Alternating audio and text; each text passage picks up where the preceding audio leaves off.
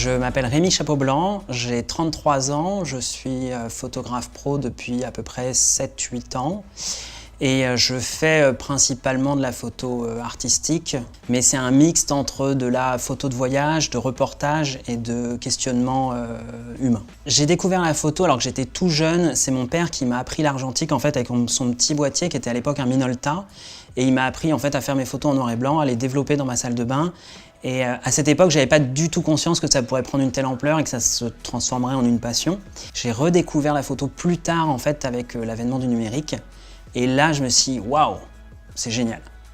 En fait, ce qui m'a tout de suite plu dans la photo quand j'ai appris ça enfant, c'était le fait de pouvoir figer, capturer des instants, de jouer avec du cadrage. C'était un vrai jeu de composition. Mais j'avais pas du tout l'aspect technique. Je faisais un petit peu les choses au hasard. Et en fait, quand j'ai redécouvert avec le numérique, j'ai eu une sorte de...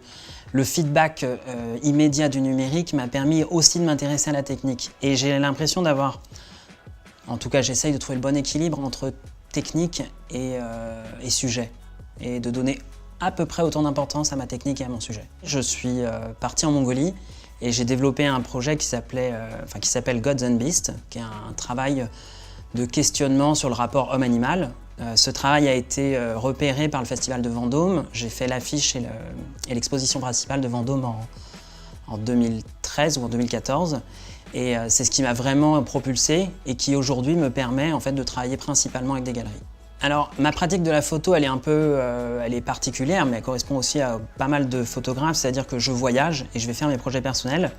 Du coup, j'ai besoin d'un matériel qui soit léger, qui soit très instinctif, hyper facile à sortir, qui tiennent le choc, qui tiennent sur la longue durée. Et pour autant, j'ai besoin d'une qualité d'image qui soit irréprochable. Donc je suis un peu sur l'interface à me dire il faut que j'ai l'appareil photo le plus petit possible et le plus performant qui ne va pas me lâcher. Mais j'ai trouvé mon bonheur en fait avec la Facette R2. C'est le boîtier avec lequel je travaille tous les jours. Pour moi, le combo parfait, mais c'est un plein format avec un 35 mm.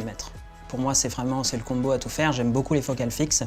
Et le 35 mm, c'est celui qui, je trouve, se rapproche le plus de la vision humaine. On capte un portrait, on capte un environnement, un mouvement, et sur un plein format. Donc personnellement, je travaille beaucoup avec l'Alpha CRT R2 et le 35 mm.